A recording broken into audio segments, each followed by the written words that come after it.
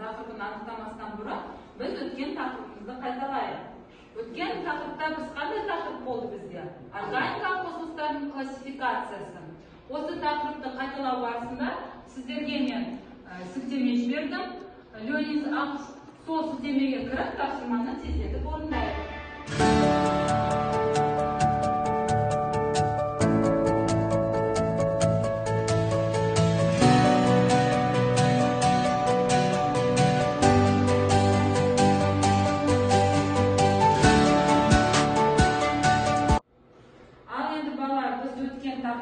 Taqribni Leoniz Aqsh siltamasi bo'yicha bo'ldi. Taqribimizni qaytaladik. Bugungi bizning жаңа taqribini aniqlaylik. Balalar, ekranda suratda ne ko'rib o'tirsizlar? Шалшық, дұрыс. Бұл суретте жаңылыш жасашының негізін құрайды. Жарайды. Тағы да метанды айтамыз, дұрыс айтасыңдар. Жер көлінен қойранлар көтімішеді бөлінген газ. Газ, я? Бақпақ.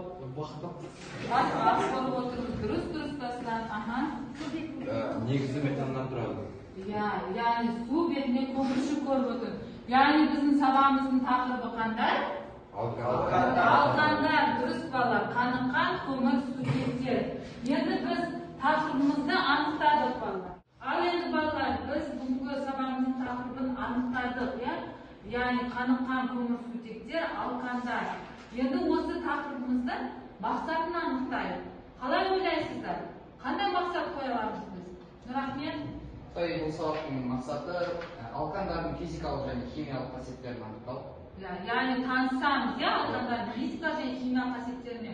Тағы да айым. Олардың қай жерде қолдану керектігін анықтаймыз. Олардың қай жерде қолдану керектігін анықтаймыз. Яғни қолдану саласын анықтаймыз. Жарайсыздар балалар. Яғни біздің бүгінгі сабағымыздың мақсаты қаныққан көмірсутектердің физикалық химиялық қасиеттері туралы білімімізді қалыптастырамыз және балауыз құрамын зерттейміз, балалар. Енді алқандардың номенклатурасы мен изомериясына келейік, балалар. Алқандар олар бір тізбекте орналасқан қаныққан көмірсутектер. Яғни органикалық химияда бізде көмірсутектер, яғни көміртек молекуласы 4 валенттілікті көрсетеді. Яғни мұнда көрсетіліп тұрған балалар, екі молекуласының арасындағы байланыс 0,154 нанометрді көрсетеді. Ал оны құрайтын бұрыш 109,28 градус Цельсияны көрсетеді. Қазір осы бойынша балалар біздер шар спектрді моделін жасаймыз. Осы органикалық қосылыстарында. Енді номенклатурасына келетін болсақ, балалар, алқандар ұзын бір тізбекте орналасқан қосылыстар, яғни оның ұзын тізбегін анықтаймыз.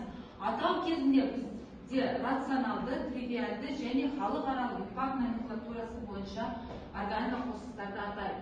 Атамас бұрын біз бірінші нөмірлеп аламыз көміртек молекуласын, одан кейін барып атаймыз. Бұл жерде бізде 1, 2, 3, 4, 5, 6 бұл бізде гексан, яғни бір метил гексан деп атаймыз, балалар. Мұнда да бізде көрсетіліп тұр. Яғни ұзын тізбекті белгіледі. Сонымен қатар, егер радикалдарымыз бірдей болатын болса, оны ди-три-метил деп атаймыз. Мысалы, мына қосылыста бізде 3-те-3 ди-метил пентан көрсеткіші көрсетіліп тұр. Балалар, осы қаныққан көмірсутектердің химиялық қасиеттеріне тоқталайық. Жаңа айтып кеттім, жалпы форма CnH2n қосылған екіні құрайтын қосылыстар. Олардың химиялық қасиеттері галогендену, нитрлеу, тотығу, изомерлену, крекинг және конверциялану процестері бар. Енді жеке-жеке тоқталатын болсақ, галогендену реакциялары.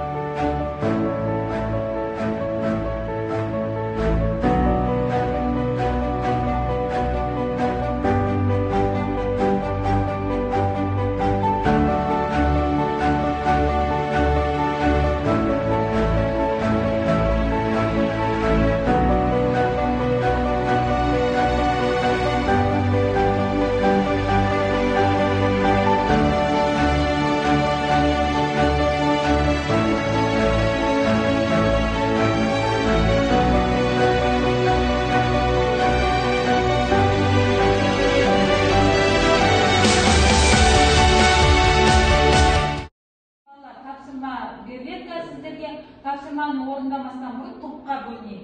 Келіп мына түрлі түсті қағаздарды алып, тез топқа бөлінейік.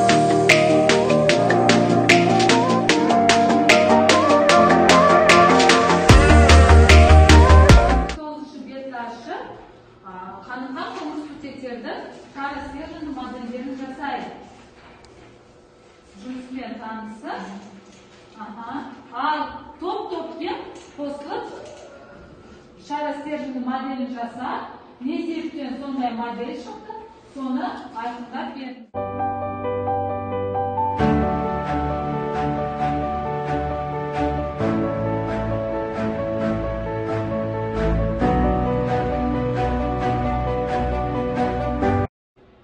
Екінші топ қандай шара стерженьнің модель жасадыңыздар? Бұл жерде этан мен метанның молекуласын жасадық. Мынау бізде көміртек молекуласы, мынау сутек молекуласы. Бұл метанда 4 сутек молекуласы бар. Ал өзіңіз көріп тұрғандай бұл жерде бір көміртек бар. Ал олардың ара қашықтығы 0,1 нанометр құрайды. Молодцы. Бұл этан. Этанда 2 көміртек бар молекуласы. Ал бұл жерде 6 сутек молекуласы бар. 6 сутек молекуласы. Яғни қандай жаңа жалпы форма CN, H2N қосылған 2 қосылған, яғни формуласына сай келеді, я? Дұрыс айтасыздар. Абай, бұлардың ара қашықтығы қандай? Бұлардың да ара қашықтығы 0,154 нанометр ма? Иә, жарайсыңдар. Молодцы, екінші топ. Келесі топ. Бірінші топ. Бірінші топта кіріпті өз жұмысын. Бұл жерде метан молекулалық формуласы берілген. Бұл жерде 4 сутек және 1 көміртек берілген. Олардың ара қашықтықтары 0,154 нанометрге тең. Молодцы, жарайсыздар. Мұнда күрделі молекула жасапты, рахмет. Пентан молекуласы. Пентан молекуласы, яғни бұл жерде углдары 190. Бұрыштары, иә? 190-28 құрайды. Ал байланыс арасы? Байланыс арасы 0,154 нанометрді құрап отыр, иә? Яғни бұл жерде қанша молекула көміртек? 5 молекула және 12. Дұрыс, 12 сутек молекуласы. Жарайсыздар. Үшінші топ бізде метан молекуласын жасап отыр, иә? Яғни 1 көміртек молекула және 4 сутек молекуласы. Жасадық. Енді біз осы тақырып бойынша деңгейлі тапсырмаларды орындайық. Әр топ төмен деңгей, орташа деңгей және жоғары деңгей деп тапсырмалар бөлініп тұр. Әр топ келіп, жаңағы тапсырмаларды деңгейге байланысты таңдаңыздар. Бірінші топ жүріңіз.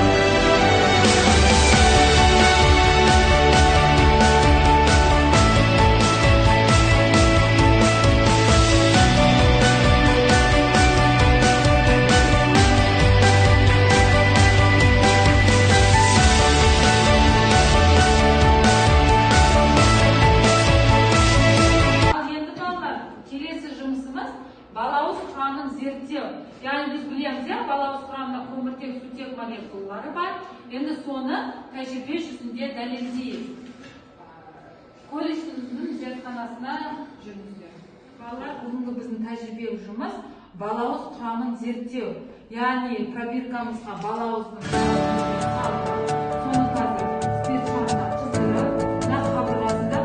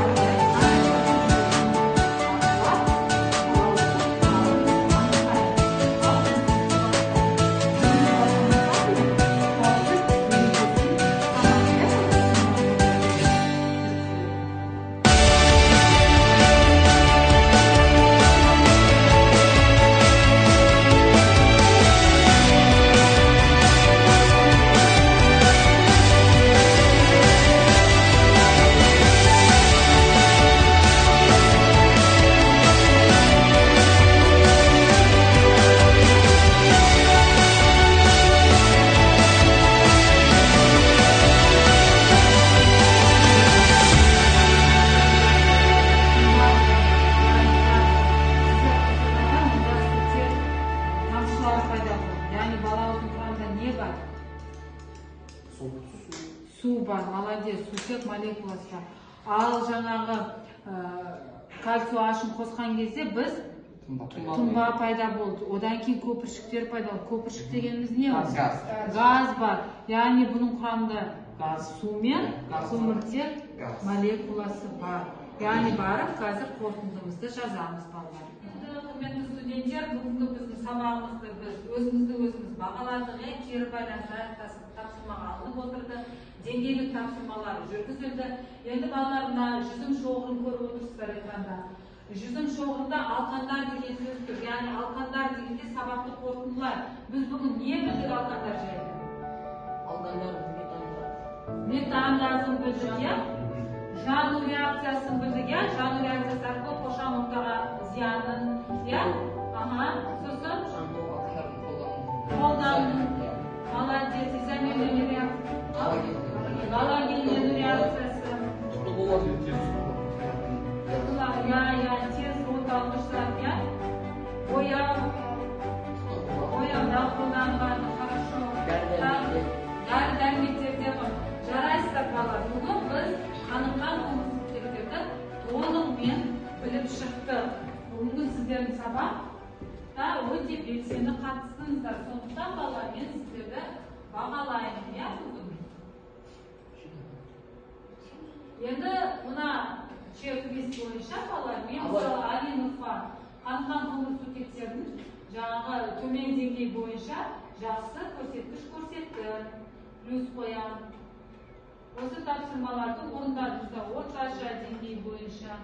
Яғни қорытынды бағамыз біздің Блум таксономиясында көрсетіліп отырған бал қорытындысын қоямын. Біздің бүгінгі сабақ бойынша сіздерді бағаладым.